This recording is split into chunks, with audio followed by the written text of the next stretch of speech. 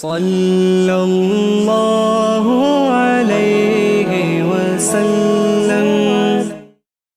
اگر ہماری توجہ اللہ کی رحمت کی طرف ہو جائے تو میرے نبی پاک نے فرمایا تو رب کے بارے میں جیسا گمان کرے گا اللہ بھی تیرے لیے ویسا ہی بن جائے گا، اللہ ویسا بن کے تجھے نوازے گا۔ اگر تیرا یہ ذہن بن جائے نا کہ جو اللہ مجھے دے گا وہ مجھے ہی دے گا، تو اللہ تبارک و تعالیٰ سب سے بڑھ کر تجھے ہی عطا فرمائے گا۔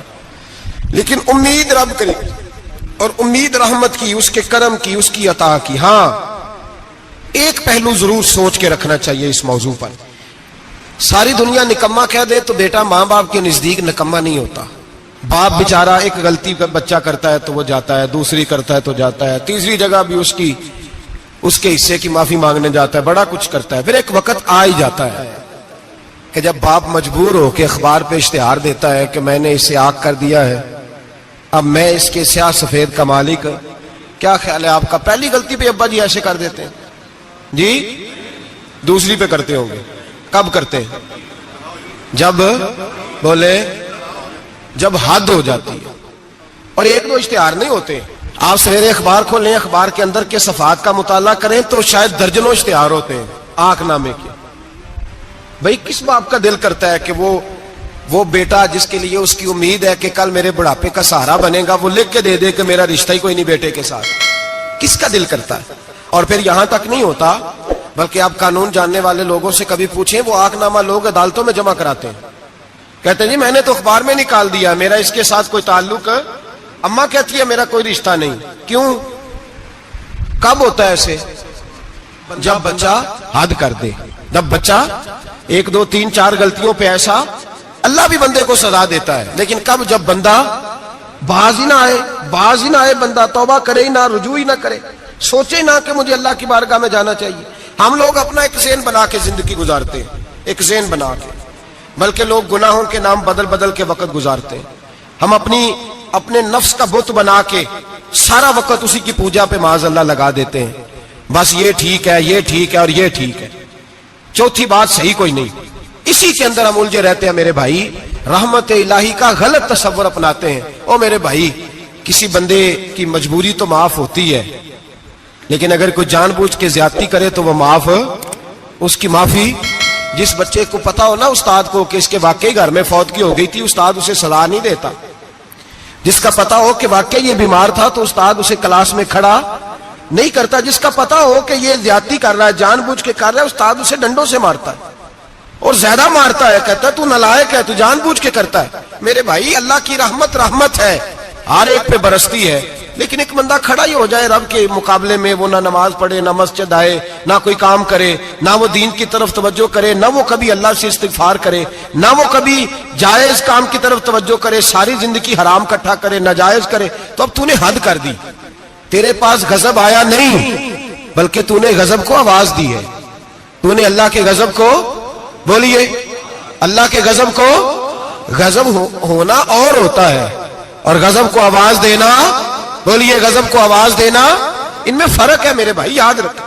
ہم آواز دیتے ہیں غضب کو، غضب ہوتا نہیں۔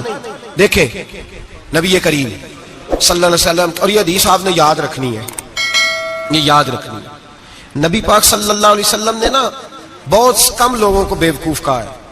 ہمارے زمانے میں تو عام لفظ ہے نا بیوقوف کہنا، اللہ کے رسول صلی اللہ علیہ وسلم نے بہت کم لوگوں کو بیوقوف کہا۔ مسند امام احمد بن حنبل کی حدیث ہے، نبی کریم علیہ الصلوۃ والسلام نے فرمایا وہ احمق ہے، وہ بیوقوف ہے، نبی پاک فرما رہے ہیں۔ اور میں نے کہا کم لوگوں کو حضور بیوقوف کہتے تھے؟ نبی کریم علیہ الصلوۃ والسلام نے فرمایا وہ بندہ بیوقوف ہے جو سارا دن اللہ کی نافرمانی کرتا ہے اور پھر بھی رب کی رحمت کی امید کرتا ہے، تو بیوقوف ہے۔ صبح سے شام تک لگا ہوا ہے، میں نے نہیں اللہ ماننی، میں نے نہیں تیری ماننی، معاذ اللہ میں نے نہیں ماننی، شام ہوتی ہے تو کہتا ہے اللہ بڑا مہربان ہے بخش دے گا، تو بیوقوف ہے، تو بیوقوف ہے۔ تو بتا نا کیا مجبوری تھی نماز نہ پڑھنے کی؟ کس نے تجھے گن پوائنٹ پہ کہا تھا حرام کھانے کو؟ اور فلاں آدمی کی تو نے غیبت کی تو تیرا اس میں کیا فائدہ تھا؟ یہ جو تو نے صرف 10 بندوں کو ہنسانے کے لیے جھوٹا لطیفہ سنایا، اس میں تیرا کیا نفع تھا؟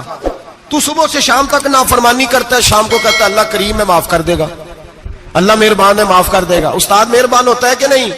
فیل کیوں کرتا ہے امتحان میں؟ بولے استاد باپ ہوتا ہے نا، اس کا دل کرتا ہے شاگرد فیل ہو جائے، تو کیوں کرتا ہے؟ لیکن شاگرد نے زیادتی کی، اس نے پڑھا نہیں. اس نے، میں نے کہا باپ آنکھ نامہ لکھواتا ہے، مجبور ہو کے لکھواتا ہے نا. او بھائی یاد، بڑی پیاری مثال ملا رومی لکھتے ہیں، کہتے ہیں میرے گاؤں کی ایک بی بی تھی، اس بی بی نے ایک بچڑا پالا ہوا تھا. دیہاتوں میں نا بوڑھی مائیں بچڑے کو پیڑا دیتی تھی اور نام بھی رکھ لیتی تھی. کسی نے مٹھو نام رکھا ہوتا تھا، کسی نے کوئی نام. کہتے ہیں ماں نے بچڑا رکھا ہوا تھا، اماں اس کو آواز دیتی تو بچڑا دوڑا آتا، اماں اس کو پیڑا کھلاتی.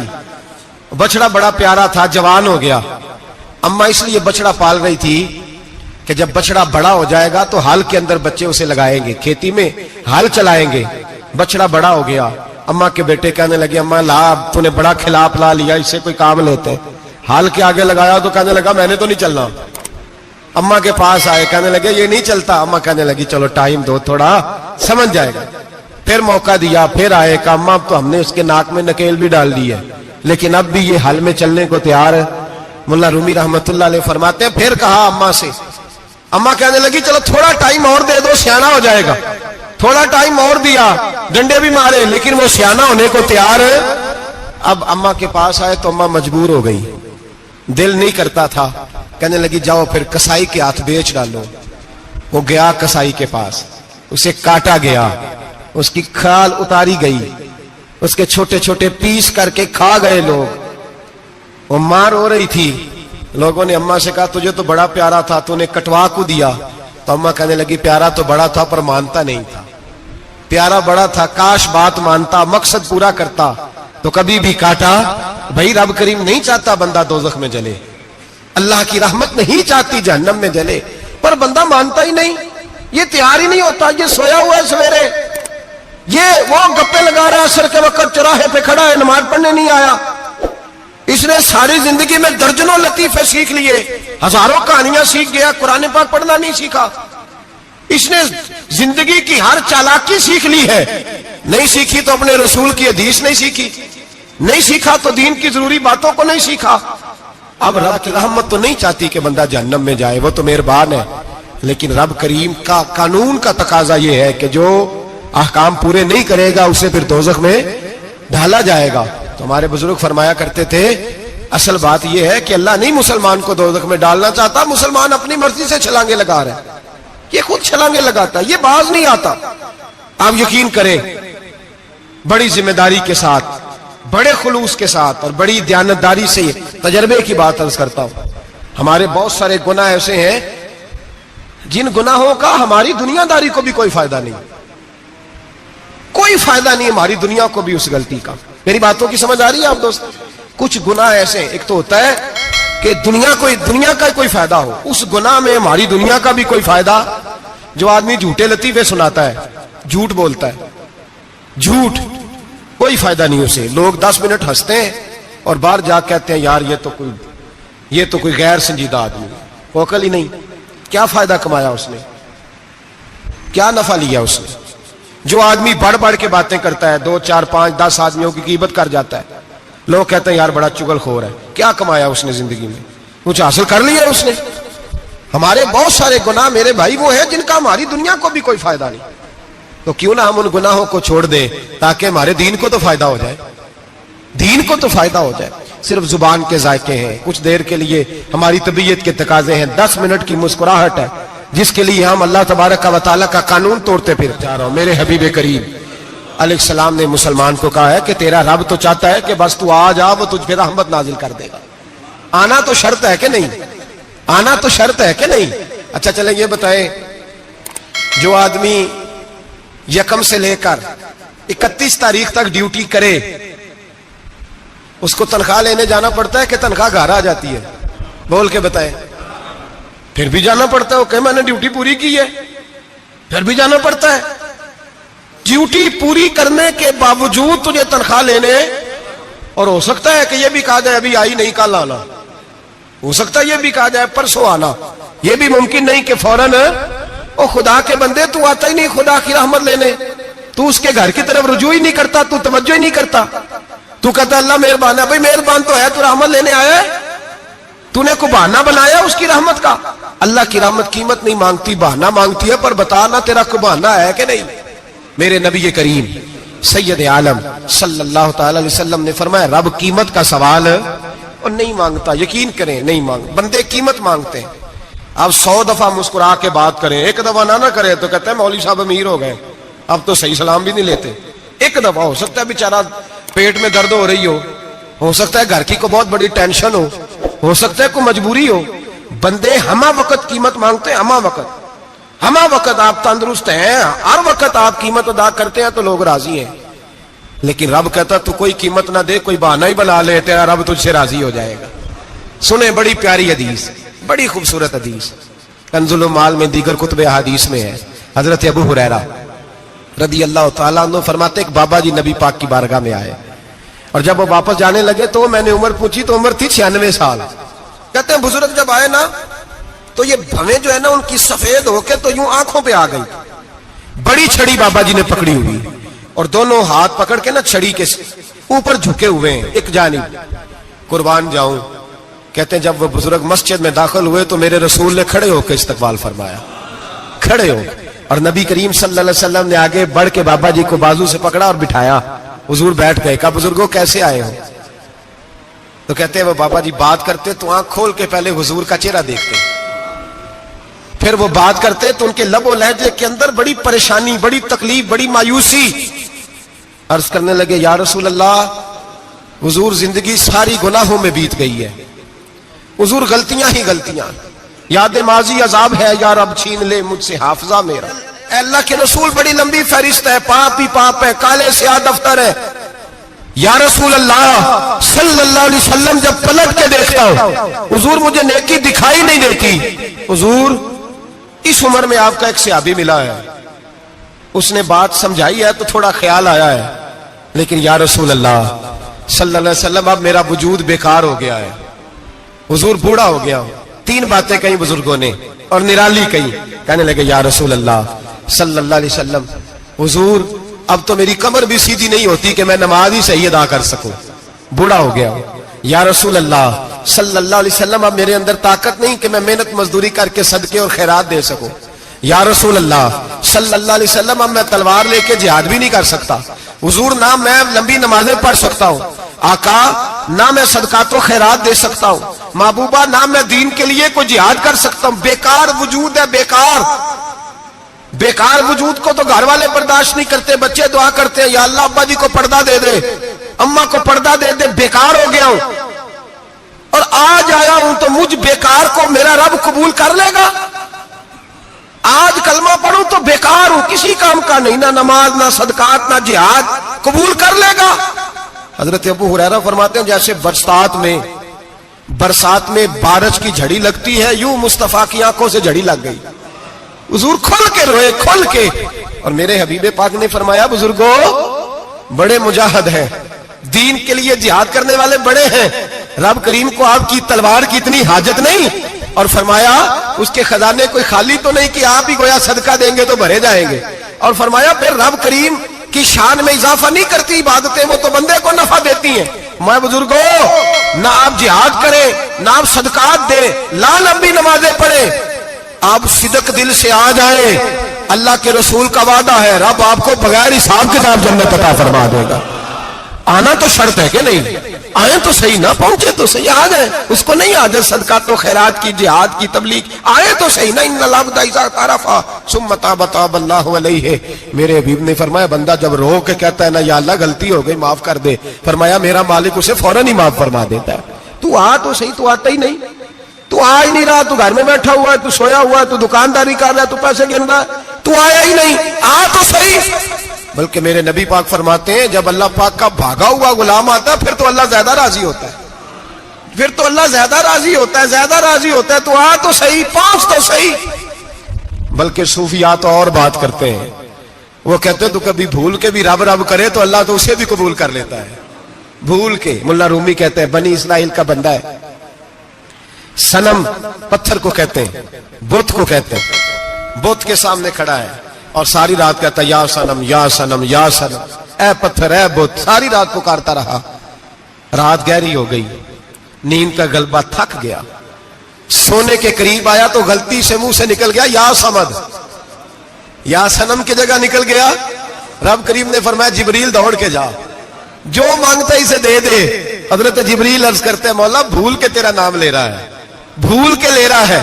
تو رب کریم نے فرمایا چل نام تو میرا ہی لے رہا ہے نا، میرا لے رہا ہے نا یا اللہ۔ وہ اللہ کریم نے فرمایا جھوٹے کے سامنے ساری رات کا کھڑا ہے، ساری رات کا پکار رہا ہے، اسے کچھ نہیں ملا، تو سچے کا نام لیا ہے، اگر میں بھی کچھ نہ دوں اور بت میں اور مجھ میں فرق کیا رہ جائے گا؟ جا جو مانگتا ہے جھولی بھر کے دے، نام تو لیا ہے نا۔ او بھائی تو بہانا تو بنانا، وہ آ تو صحیح نا، تو یہاں آ جا، پہنچ جا، آ جا، بس بیٹھ جا، اس کی بارگاہ ناز میں حاضر تو ہونا، تجھے فرصت ہی نہیں۔ تو یاروں کے لیے ٹائم نکالتا ہے، بازاروں کے لیے ٹائم نکالتا ہے، گلیوں کے لیے ٹائم نکالتا ہے، چوکوں چوراہوں کے لیے ٹائم نکالتا ہے، ہفتے میں ایک دن ہوٹلنگ کے لیے بھی جاتا ہے، لیکن کبھی چھپ کے 2 نفلوں کی تجھے توفیق نہیں ہوتی۔ اور میں کئی دفعہ کہہ چکا ہوں جس بندے کو بغیر عبادت کے رزق زیادہ ملنے لگ جائے اس پر آزمائش ہوتی ہے رب کریم کی۔ اللہ فرماتا ہے اس کو پیسے دو، اسے آنے نہ دینا، اس کو چل پیسے دوڑ جا۔ لوگ سمجھتے ہیں میں بڑا ذہین ہوں، عقل مند ہوں، دیکھو میں اپنی ہوشیاری سے چلاکی سے آگے نکل گیا، تو آزمائش ہے، یہ تو آزمائش ہے رب کریم کی طرف سے، یہ تو اس کی خفیہ تدبیر ہے۔ میرے بھائی اس کی بارگاہ ناز تک جو آ گیا، آنا تو ہماری ذمہ داری ہے کہ نہیں؟ پھر اس کی رحمت آگے بڑھ کے استقبال کر لیتی ہے، پھر اللہ کا فضل اس کو تھام لیتا ہے اس بندے کو۔ اور خدا کی رحمت کتنی زیادہ ہے، میرے حبیب کریم سید عالم صلی اللہ علیہ وسلم نے فرمایا اللہ نے اپنی رحمت کے 100 حصے کیے ہیں۔ حضور فرماتے ہیں ایک حصہ اللہ نے دنیا میں نازل کیا ہے۔ کتنا؟ ایک حصہ۔ فرمایا یہ جو ماں بیٹے سے پیار کرتی ہے، باپ بیٹے کے لیے مزدوری کرتا ہے، یہ جو بہن بھائی کے لیے روتی ہے، یہ جو بیوی شوہر کے لیے دعا مانگتی ہے، یہ جو بچے ماں باپ سے پیار کرتے ہیں، فرمایا یہ اس ایک رحمت کا نتیجہ ہے، ایک رحمت کا نتیجہ۔ تو صحابہ کہنے لگے یا رسول اللہ وہ 99 کدھر ہیں؟ نبی پاک نے فرمایا رب کریم نے سنبھالی ہوئی ہے، قیامت کے دن تمہیں عطا فرمائے گا۔ ابھی تو ایک نازل کی ہے، ابھی اللہ نے۔ ایک بزرگ تھے ہمیں تفسیر پڑھایا کرتے تھے، تفسیر کے استاد تھے۔ میں نے ان سے ایک دن کہا، میں نے کہا حضرت صاحب کچھ باتوں میں نا میں اڑ جاتا ہوں، میں اپنے آپ کو اتنا لائق نہیں سمجھتا، تو کہیں کہیں نا ذہن الجھ جاتا ہے، تو کبھی الجھ جاتا ہوں۔ ایک سوال کئی دنوں کا ہے، اصول تفسیر کا مسئلہ ہے، تو ذرا کچھ چیزیں ایسی ہوتی ہیں بزرگ کہتے ہیں جو کتابوں سے نہیں ملتی، صرف سینوں سے ملتی ہیں۔ کورس تو فقط لفظ ہی سکھاتے ہیں، یہ آدمی ہے جو آدمی بناتے ہیں۔ میں نے کہا صاحب یہ سمجھ نہیں آئی کہ یہاں بھی صاحب وہاں بھی صاحب۔ کہنے لگے جی کس طرح؟ میں نے کہا جی یہاں قبر میں بھی سوالوں کے جواب اور پھر قیامت میں بھی۔ مجھے کہنے لگے جاؤ امام راضی کی تفسیر اٹھا کے لاؤ۔ میں تفسیر ان کے سامنے لا کے رکھی تو کہنے لگے یہ سیدنا یوسف علیہ السلام کا واقعہ ذرا دیکھو تفسیر یوسف میں، اس میں ایک عجیب بات لکھی ہے۔ حضرت یوسف علیہ السلام کے زمانے میں قحط ہو گیا، تو جناب یوسف علیہ السلام نے، کیونکہ آپ اللہ کے نبی سے پہلے سے جان گئے قحط ہوگا، تو حضرت یوسف نے گندم پہلے سٹاک کر لی تھی بہت زیادہ۔ باقی علاقوں میں جب قحط پڑا نا، اب سب لوگوں نے مصر کی طرف رجحان کیا گندم لینے کے لیے، تو حضرت یوسف علیہ السلام نے نا شہر کے دروازے پر بندے کھڑے کر دیے، فرمایا جو بندہ آئے نا اس سے 2 سوال پوچھنا، جو آئیں گے لوگ گندم خریدنے، جو آئے 2 سوال پوچھنا، ایک پوچھنا کہاں سے آیا ہے اور ایک پوچھنا لے کے کیا آیا ہے۔ ایک پوچھنا، سمجھ آ رہی ہے بات، اور دوسرا پوچھنا کہ لے کے سونا لے کے آیا ہے، چاندی گندم خریدنی ہے تو کیا چیز لے کے آیا ہے، کہ نگد پیسے لایا ہے، یہ پوچھ لینا۔ جو آئے 2 باتیں پوچھنا، ایک پوچھنا کہاں سے آیا ہے اور دوسرا پوچھنا کیا۔ ایک روایت میں 3 سوال بھی ہیں، لیکن فرمایا پوچھنا 2 سوال ضرور۔ انتظار تھا نا بھائیوں کا کنان سے آنے والوں کا، فرمانے لگے سب سے 2 سوال پوچھنا، جب کنان والے آئے نا ان سے صرف اتنا پوچھ لینا کہ وہ کہاں سے آئے ہیں۔ اگر پوچھے نا کنان سے آئے ہیں تو پھر یہ نہ پوچھنا کیا لے کے آئے ہیں، پھر میں جیب میں خود ٹٹول لوں گا وہ کیا لے کے آئے۔ باقیوں سے 2 سوال، جب میرے بھائی آئے نا، بھائی بھائیاں دے ویری ہوندے تے بھائی بھائیاں دیاں باواں، جب میرے بھائی آئے تو ان سے یہ نہیں پوچھنا کہ وہ کیا، بس یہ پوچھنا کہ کہاں سے، اتنی بات پوچھنا، باقی میں پوچھ لوں گا۔ آپ فرمانے لگے رب بھی فرشتوں سے کہتا ہے تم قبر میں نا میرے بندوں سے زیادہ سوال نہ کرنا، بس یہ پوچھ لینا مجھے مانتے ہیں، میرے نبی کو مانتے ہیں، قبر میں تم اتنے سوال پوچھ لینا، باقی لے کے کیا ہے وہ میں خود ہی پوچھ لوں گا۔ فرشتوں کے سامنے رب کریم اپنے بندے کو بے آبرو کرنا، بس تو یہ بتا دے اللہ رسول کو مانتا ہے کہ نہیں، باقی جو تیرا حساب کتاب ہے نا اللہ فرماتے ہیں میں قیامت میں کر لوں گا۔ میں پوچھ لوں گا اس کا کیا علاج کرنا ہے, بس تم اتنا بتا دو مجھے مانتے ہو میرے رسول کو. میرے بھائی, میرے نبی کریم علیہ السلام فرماتے ہیں جو بندہ توبہ کرنے والا تھا, اللہ کی بارگاہ میں آنے والا تھا, بار بار توبہ کرتا تھا, احساس رہتا تھا, اسے احساس تھا, آیا کرتا تھا, پھر بھی غلطیاں ہو گئی, قیامت کے دن رب کریم اپنے فضل کی چادر اس پہ ڈالے گا, فضل کی چادر ڈالے گا, اور رب کریم اس سے پوچھے گا یہ گناہ کیا تھا, اور نبی پاک فرماتے ہیں اس نے بڑے بھی گناہ کیے, اللہ چھوٹے چھوٹے گناہوں کے بارے میں پوچھے گا. یہ غلطی کی تھی, یہ گناہ, بندہ ڈر رہا ہے, وہ کہہ رہا پتہ نہیں سزا کیا ملے گی, چونکہ دنیا میں بھی ڈرتا رہا, یہاں بھی ڈر رہا ہے. شرط یہ ہے کہ احساس والا ہو, آتا رہو, پھر بھی غلطیاں ہو گئی, خیال کرتا تھا, محنت کرتا تھا, نیک ہونے کی جدوجہد کرتا تھا, کوتاہیاں رہ گئی. یہ گناہ کیا تھا یا اللہ بھول گیا تھا, یہ گناہ کیا اللہ مجھ سے غلطی ہو گئی, یہاں بھی کیا تھا یا اللہ غلطی ہو گئی. نبی پاک صلی اللہ علیہ وسلم فرماتے ہیں چھوٹے چھوٹے گناہ اللہ دکھا رہا ہے, اور اس سے کہہ رہا ہے یہ کیا تھا, مانتا جا رہا ہے. رب کریم فرماتا ہے پتہ ہے میں تیرے ساتھ کیا کرنے والا ہوں, ٹانگیں کانپ گئی, یا اللہ پتہ نہیں. فرمایا میں تجھے ان گناہوں کے بدلے نیکیاں دینے لگا ہوں, ان گناہوں کے بدلے نیکیاں. نبی پاک فرماتا ہے فٹافٹ ہی بول پڑا, کہنے لگا یا اللہ میں نے تو بڑے بڑے گناہ بھی کیے, اگر تو نے گناہوں کے بدلے نیکیاں دے دیا تو میرے تو بڑے بڑے پاپ بھی ہیں, وہ دوسرے کدھر ہیں. تو میرے حبیب کریم علیہ الصلوۃ والسلام فرماتے ہیں رب مسکرائے گا جو رب کی شان کے لائق ہے. اللہ فرمائے گا تیرے دل میں احساس تھا, تو آیا کرتا تھا, تو توبہ کرتا تھا, تو میری بارگاہ ناز میں آتا تھا, پتہ تیرے اوپر چادر کیوں ڈالی ہے, یا اللہ نہیں. فرمایا میں تجھے اپنی رحمت کی چادر میں چھپا کے جنت میں داخل کرنا چاہتا ہوں. میرے بھائی تو آ تو صحیح, تو پہنچ تو صحیح, خدا را. یہ جو جتنی دنیا داری ہے نا, یہ تو آپ ہر وقت کریں گے تو راضی ہوں گے لوگ, ہر وقت. اور یہ جو ہم نے پلاننگ کی ہوئی ہے نا کہ میں فلانا کام کر کے سیاح ہو جاؤں گا, تو اتنی مہلت نہیں دی اللہ پاک نے. وہ کہتا فوراً آ, اپنی منصوبہ بندی بدلیں, رحمت الہی کی جانب توجہ کریں, اپنا ذہن رب کریم کے بارے میں کرم والا بنائیں, اور یہ ارادہ کریں کہ میں اس کی بارگاہ میں آؤں گا تو وہ مجھے عطا کرے گا. اپنے بازو پہ بھروسہ نہ کرے, اپنی عقل پہ بھروسہ نہ کرے, بھروسہ جب بھی کرے خدا کی رحمت پہ کرے, اس کے فضل پہ کرے, اس کے کرم پہ کرے, اور ذہن بنائے کہ اللہ معاف کرنے والا ہے. ہمارے ذمہ یہ ہے کہ ہم اپنے گناہوں کا احساس پیدا کریں, ہماری ذمہ داری یہ ہے کہ ہم توبہ سچی اور کھری کریں, ہماری ڈیوٹی یہ ہے کہ ہم اللہ کی بارگاہ میں صحیح معنوں میں حاضری دیں. ہم توبہ بھی جھوٹی کرتے ہیں, بلکہ اگر میں کہوں کہ مذاق کرتے ہیں. شب برات آنے والی ہے نا, کس دن ہے, جمعرات کو شب برات آئے گی. کچھ لوگ تو خیر ویسے ڈٹ جاتے ہیں, کہتے ہیں ہم نہیں مانتے, وہ پکے لگے ہوئے ہیں, وہ کہتے ہیں نہیں عبادت نہیں کرنی چاہیے. میں نے کہا یار بس کرو, چھوڑ دو. اب اللہ کی عبادت کرنے کے لیے بھی تم سے سند لینی پڑے گی کہ مولوی صاحب اجازت دے, نفل پڑھ لیں, اجازت لینی پڑے گی. اور بندے بڑے سمجھدار ہیں, وہ کوئی سیاسی بندہ دوسری پارٹی کا آ جائے تو اسے مطمئن کر لیتے ہیں. کچھ مسئلہ دوسری جماعت کا مسئلہ پوچھ لے, کہتے ہیں مولوی صاحب پوچھ کے دساں گا. یہ موٹی سی بات ہے. شبرات کو کیا ہوتا ہے, عبادت. کیا ہوتا ہے, بول کے بتائے, یہی ہوتا ہے نا.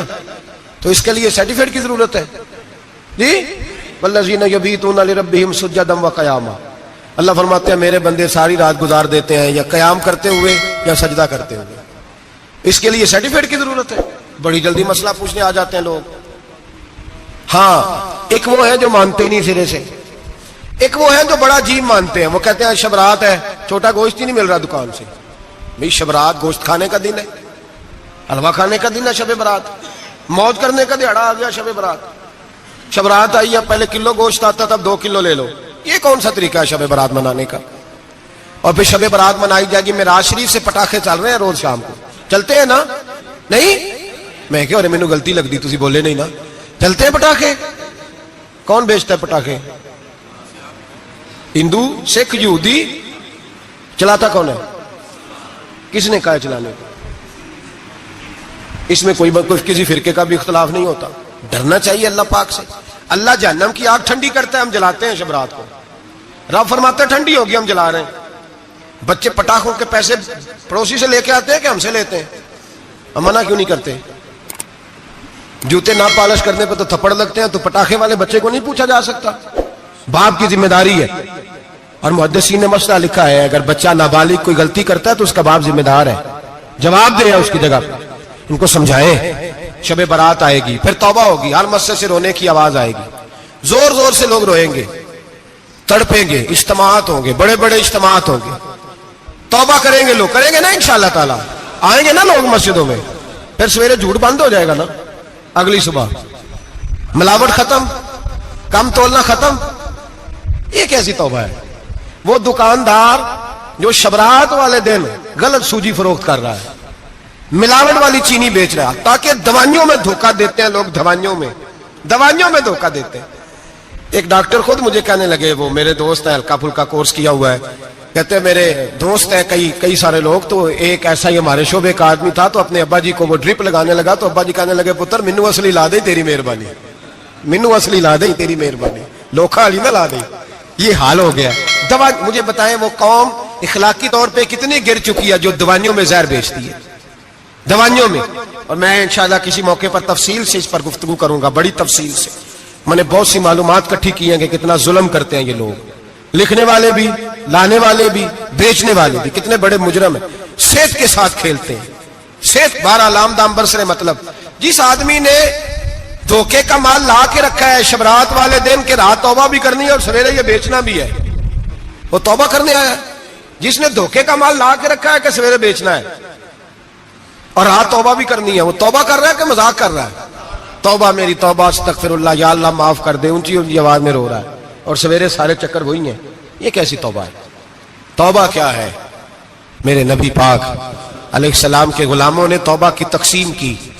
حضرت حسن بصری سے کسی نے پوچھی توبہ کیا ہے, تو آپ نے فرمایا توبہ یہ ہے کہ جب تو توبہ کر لے تو پھر اس جگہ نظر نہ آنا جہاں کھڑے ہونے سے رب رسول ناراض ہوتے.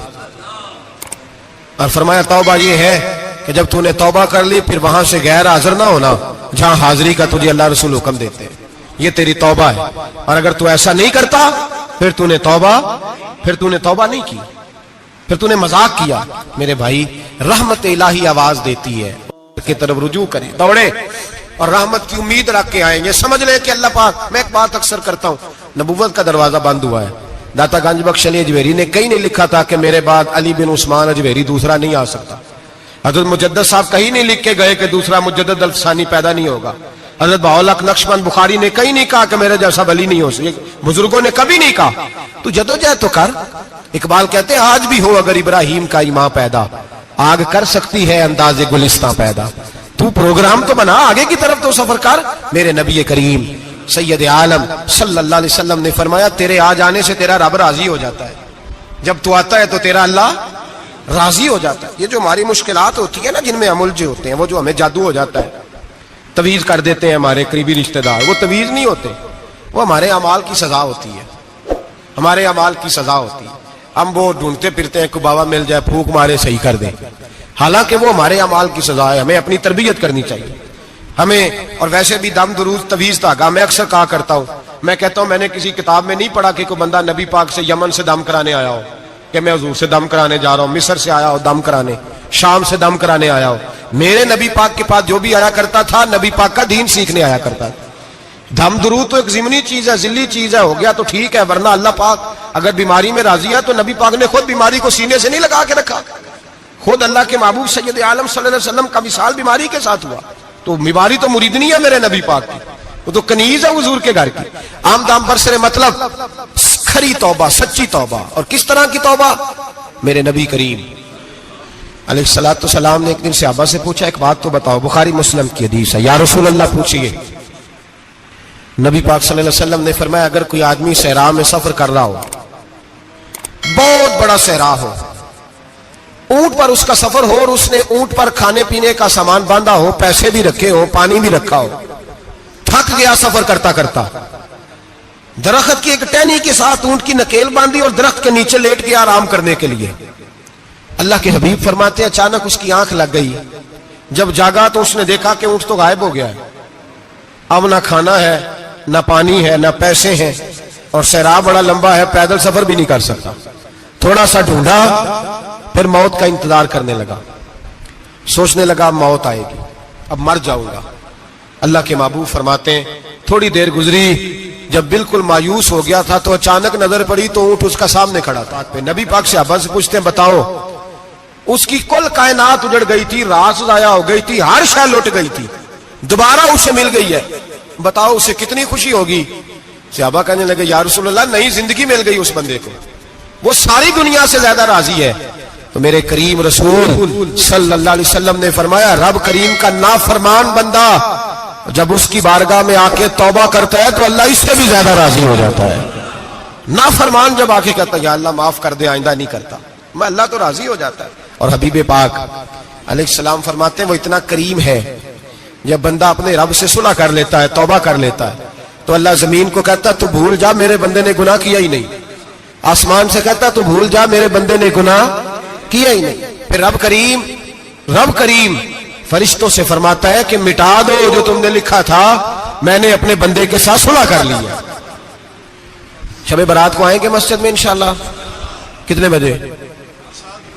نہیں جو سوچیا ہی نہیں ہے اس پاسے تھے. عصر کے وقت مسجد آئیں شب رات. کتنے بجے جی؟ عصر کے وقت آئیں, غسل کریں, مسجد آئیں, عصر کے بعد درود شریف پڑھیں اور مغرب سے لے کر فجر تک عبادت کریں. مغرب میں شام شروع ہو جاتی ہے. ایک رات جاگ کے دیکھیں, جاگنا پڑتا ہے. مریض ہو جائے تب بھی جاگنا پڑتا ہے, دکھ لگ جائے تب بھی وہ جگا لیتا ہے. بڑے بڑے جاگتے ہیں, بڑے بڑے جاگ لیتے ہیں, وہ جگا لیتا ہے. تندرستی بھی, صحت بھی, دولت بھی, اے سی بھی, پلنگ بھی بڑا اچھا, لیکن اگر وہ نیند نہ دینا چاہے تو بندہ ساری رات ہی تڑپ کے جاگتا ہے, تڑپ کے. اور بھوکا اتنا, روٹی کا بھوکا اتنا پریشان نہیں ہوتا جتنا نیند کا بھوکا پریشان ہوتا ہے. الجھ جاتا ہے انسان, وہ جگا لیتا ہے قبل اس کے کہ وہ خود جگائے, خود بخود جاگ جائے. مغرب سے لے کر فجر تک نماز پڑھیں, ذکر کریں, درود پاک پڑھیں, محفل میں شرکت کریں. میرے رسول کریم علیہ الصلوۃ والسلام کی پیاری زوجہ ام المومنین سیدنا عائشہ صدیقہ رضی اللہ تعالیٰ عنہ کہتی ہیں حضور رمضان کے علاوہ سب سے زیادہ روزے شعبان میں رکھتے تھے, گویا پریکٹس ہوتی تھی رمضان کی. میں نے عرض کیا یا رسول اللہ صلی اللہ علیہ وسلم اتنے روزے کیوں رکھتے ہیں, ابھی رمضان تو آگے ہے. تو نبی پاک نے فرمایا عائشہ اس مہینے میں بندے کا عمل اللہ کی بارگاہ میں جاتا ہے, میں چاہتا ہوں جب میرا عمل جائے تو میں نے روزہ رکھا ہوا ہوں. کثرت سے روزہ رکھیں اور میرے بھائی بدل جائیں, بدل جائیں. میرے نبی پاک نے فرمایا غنیمت جان اگر صحت ہے تو بیماری آنے سے پہلے غنیمت جان جا, یہ چلی جائے گی. بیمار آدمی سے کچھ بھی نہیں ہوتا, غنیمت جان لے لمحوں کو کچھ کر لے. اور اگر تیرے پاس فرصت ہے تو غنیمت جان لے مصروف ہونے سے پہلے پہلے. میرے حبیب کریم سید عالم علیہ السلام کے غلام فرماتے ہیں کہ نبی پاک صلی اللہ علیہ وسلم نے ہمیں مثال دے کے سمجھایا. مدینے میں جو قبیلہ سب سے زیادہ بکریاں پالتا تھا وہ بنو کلب کا قبیلہ تھا, اور فرماتے اتنی بکریاں تھیں کہ ان کی بکریاں ہم نے کبھی نہیں گنی تھی. نبی پاک علیہ السلام نے فرمایا جب شعبان کی 15ویں رات آتی ہے, یہ ترمذی کا لفظ ہے, فرمایا جب شعبان کی 15ویں رات آتی ہے تو بنو کلب کے قبیلے کی بکریوں کے بالوں کی تعداد کے مطابق اللہ میری امت کے افراد کی بخشش فرما دیتا ہے. اور صحابہ کہتے ہیں ہمیں لگتا یوں ہے کہ چونکہ ہم نے جو چیز سب سے زیادہ دیکھی تھی وہ بنو کلب کی بکریاں تھی, اس لیے نبی پاک نے ہمیں سمجھانے کے لیے ان کی بات کی, ورنہ اگر ہم نے اس سے زیادہ کچھ شے دیکھی ہوتی تو نبی پاک اس کا نام بیان فرماتے. ہمیں سمجھانے کے لیے فرمایا بنو کلب کے قبیلے کی بکریوں کے بالوں کی تھا, کسی ایک بکری کے بال بھی بندہ گن سکتا. اور حضور نے فرمایا جو سب سے زیادہ بکریاں پالتے ان کی تعداد کے مطابق حضرت عائشہ صدیقہ رضی اللہ تعالیٰ عنہ فرماتی ہیں جنت البقیع میں حضور جایا کرتے, قبرستان میں, قبرستان کے کونے میں. اللہ کے رسول کو میں نے نماز پڑھتے بھی دیکھا 15ویں رات کو, اور فرماتی ہیں حضور بقیع والوں کے لیے بخشش کی دعا بھی کرتے. قبرستان بھی جائیں شب برات کو, ان کے لیے دعا بھی کریں. اور پھر میرے بھائی شب برات کو للہیت کے ساتھ آئیں, لوٹنے کا پروگرام بنائیں, اس سے قبل کے رب کریم خود جکڑ کے لے آئے, خود بخود آئے, اس کے کرم کی طرف توجہ کریں, اس کی رحمت کی طرف توجہ کریں. میرے رسول کریم صلی اللہ علیہ وسلم کے پاس ایک دیہاتی آئے, مولا علی شیر خدا فرماتے میں بھی حاضر تھا. کہتے کبھی کبھی سادے بندے آتے تھے پر بڑی عجیب ہی بات کر جاتے تھے. کہتے ایک دیہاتی آئے, تامت باندھی ہوئی اور سادہ رومال کندھے پہ رکھا ہوا ہے. نبی پاک کے پاس آئے اور حضور سے دل لگی کرنے لگے, حضور سے دل لگی کرنے لگے, میٹھی باتیں کہنے لگے یا رسول اللہ ایک مسئلہ پوچھنے آیا ہوں. فرمایا پوچھو. عرض کرتے ہیں حضور قیامت میں حساب کون لے گا؟ قیامت میں اب کس کو نہیں پتا کون حساب لے گا, دل لگی کی بات ہے نا, کون لے گا؟ نبی پاک نے فرمایا اللہ حساب لے گا. تو کہتے ہیں اس نے نا اور جملہ کہا تو ہم اس کی بات پہ حیران ہو گئے, کہنے لگے یا رسول اللہ واقعی اللہ حساب لے گا؟ تو کہتے ہیں نبی پاک مسکرائے, فرمانے لگے تجھے تیری ماں روئے, میں سچی تو کہہ رہا ہوں. تو کس طرح کی بات کر رہا ہے؟ اللہ ہی حساب لے گا. حضرت علی فرماتے ہیں اس نے رومال اٹھایا کندھے پہ رکھا, کہنے لگے یا رسول اللہ اگر رب حساب لے گا تو پھر اس نے معاف ہی کر دینا ہے. یہ کہہ کے وہ چلا گیا, یہ لفظ کہہ کے وہ چلا گیا. تو حضرت مولا علی کہتے ہیں میں نے حضور کا چہرہ دیکھا تو گلاب سے بھی زیادہ کھلا ہوا تھا, میں نے نبی پاک کا چہرہ دیکھا تو چاند سے بھی زیادہ روشن تھا. میں نے کہا حضور یہ کیا کہہ گیا ہے؟ نبی پاک نے فرمایا بندہ بڑا سادہ تھا, بات بڑی پیاری کر گیا ہے, بڑی پیاری کر گیا ہے. حضور نے فرمایا علی رب کریم ہے, اور کریم جب غالب ہوتا ہے تو کرم ہی فرمایا کرتا ہے, وہ کرم ہی کرتا ہے, وہ معاف ہی کرتا ہے, وہ معاف ہی کرتا ہے. اللہ معاف کرتا ہے. پر میں نے کہا کوئی معافی لینے آئے ہی نہ تو کوئی معافی لینے. ایک اور بات بھی آخر میں سمجھانی ہے آپ کو, وہ بھی سمجھ لیں. ہم جب کسی رشتہ دار کو راضی کرنے جاتے ہیں نا, ناراض ہو تو ہمیں پتہ چل جاتا ہے کہ یہ وقت ٹپانے آیا یا راضی ہو گیا. دو قسم کے لوگ ہوتے ہیں, کہتے ہیں چلو برادری آ گئی میں چلتا ہوں, پر کس طرح ٹائم پہ ٹائم آؤں گا, 200 دے کے گھر آ جاؤں گا. اور جو راضی ہو جاتے ہیں نا وہ 2 دن پہلے آتے ہیں, دیگوں کا بھی خیال کرتے ہیں, وہ ملاقات کرتے ہیں, وہ کپڑے بھی نہیں بدلتے. فرق ہوتا ہے راضی ہونے میں. بات کی سمجھ آ رہی ہے آپ؟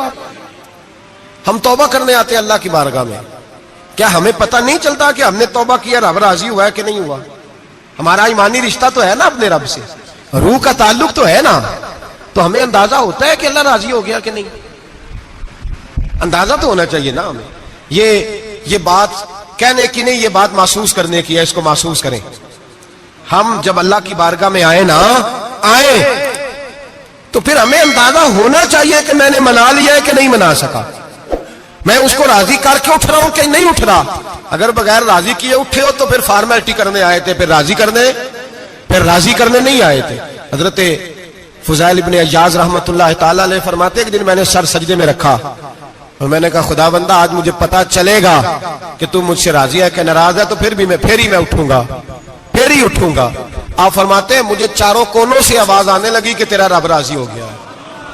اور فرماتے ہیں جس جگہ میں سجدہ کر رہا تھا وہ زمین بھی بولنے لگی کہ بس کر دے, عرش کا مالک تجھ سے راضی ہو گیا ہے. لیکن شرط یہ ہے, حضرت حبیب اجمی رحمت اللہ علیہ فرماتے ہیں میں سود کا کاروبار کرتا تھا توبہ کرنے سے پہلے. کئی دفعہ میں نے توبہ کی تھی, لیکن میری اس توبہ کے اندر صداقت نہیں ہوتی تھی.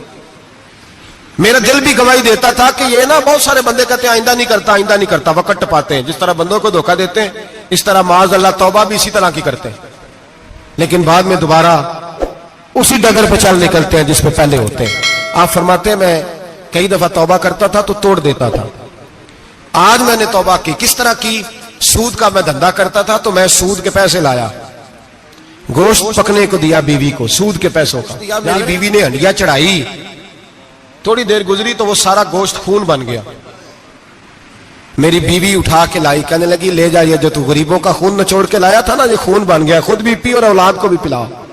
کہتے ہیں میں نے سچی توبہ کا فیصلہ کیا. آج پہلے میں سچی توبہ کا ارادہ نہیں کرتا, آج سچی توبہ کا فیصلہ کیا اور میں نکلا. حضرت حسن بصری کے پاس گیا, ان کی بیعت ہوا, توبہ کی, انہوں نے مجھے اعمال بتائے, کھری توبہ کی. کہتے ہیں جب توبہ کے لیے گھر سے نکلا تو چھوٹے چھوٹے بچے کھیل رہے تھے. ایک بچہ کہنے لگا پیچھے ہٹ جاؤ, بہت بڑا سودیا ہے, اس کا سایہ بھی پڑ گیا تو ہمارے اندر نحوست آ جائے گی, پیچھے ہٹ جاؤ, سود کا دھندا کرتا ہے. کہتے ہیں مجھے اور چوٹ لگی کہ یا اللہ تیری چھوٹی چھوٹی مخلوق بھی یہ سمجھتی ہے. کہتے ہیں میں توبہ کرنے گیا تو کھری توبہ کر کے آیا. حضرت حسن بصری کے پاس رو کے توبہ کی. میں وہاں سے واپس آیا تو بچے ابھی کھیل رہے تھے. کہتے ہیں وہ بچہ جو پہلے بولا تھا کہ پیچھے ہٹ جاؤ بڑا سود والا ہے, نحوست پڑ جائے گی, وہ بچہ پھر آواز دے کے کہنے لگا دوستو پیچھے ہٹ جاؤ, رب کریم کا ولی آ رہا ہے, اللہ کا بندہ آ رہا ہے, کہیں ایسا نہ ہو ہمارے پیروں سے گرد اڑے اور اس ولی کے اوپر پڑے اور اس کی توہین ہو جائے, اللہ ہم سے ناراض نہ ہو جائے ولی کی توہین کر کے, پیچھے ہٹ جاؤ. آپ فرماتے ہیں میں نے تڑپ کے آسمان کی طرف دیکھا اور میں نے کہا یا اللہ مجھے سمجھ آ گئی ہے کہ کھری توبہ کیا ہوتی ہے, سچی توبہ, اصل توبہ کیا ہوتی ہے. جھوٹ موٹ کی توبہ نہ کریں. شب برات کو آئیں, اور بڑا دیانتداری کا مشورہ دیتا ہوں, دل کو سنبھال کے آئیں. اگر جھوٹ نہیں چھوڑنا, فریب نہیں چھوڑنا, ہم نے مسجد کی حاضری کی پابندی نہیں کرنی تو پھر توبہ کے لفظ پکارنا دھوکہ ہے, پھر یہ دھوکہ ہے, پھر یہ مذاق ہے, پھر مذاق نہ کریں. آنا ہے تو کھری توبہ کے ارادے سے آئیں, کھل کے آئیں. انشاءاللہ ہر سال ہم بھی ساری رات یہاں بیٹھتے ہیں, آپ سے بھی گزارش کریں گے کہ چھٹی نہ کریں, وقت پہ آئیں, مغرب میں آئیں, نوافل ادا کریں, عشاء کے بعد نوافل پڑھیں. محفل کرنے کا مقصد یہ ہوتا ہے کہ تلاوت سے دل نرم ہوتا ہے, نعت سے دل نرم ہوتا ہے, تقریر سے انسان کی سوچ بدلتی ہے, توبہ کی طرف جاتی ہے. یہ سارے کام کر کے جب بندہ استغفار کرتا ہے, توبہ کرتا ہے, تو اس کے لیے آسان ہو جاتا ہے, ذہن بن جاتا ہے. اس لیے واز بھی ہوگا, ذکر بھی ہوگا, دعا بھی ہوگی. وقت کو ضائع نہ کریں, رمضان قریب آنے والا ہے. بزرگ کہتے ہیں اگر شب برات پہ سچی توبہ کر لو گے تو پھر رمضان میں جو نیکیاں کرو گے وہ تمہارے پاس سٹاک بن جائے گا, اور تمہارے پاس خزانہ اکٹھا ہو جائے گا. توبہ ابھی سے کر لو, معاملات ابھی سے سمیٹ لو, تاکہ جب رمضان آئے تو پھر نیکیاں خزانہ بن کے جمع ہو. ہمیشہ مدحت خیر الانام میں گزرے. دعا ہے یہ عمر درود و سلام میں گزرے. آخر دعوانا ان الحمد. جس دم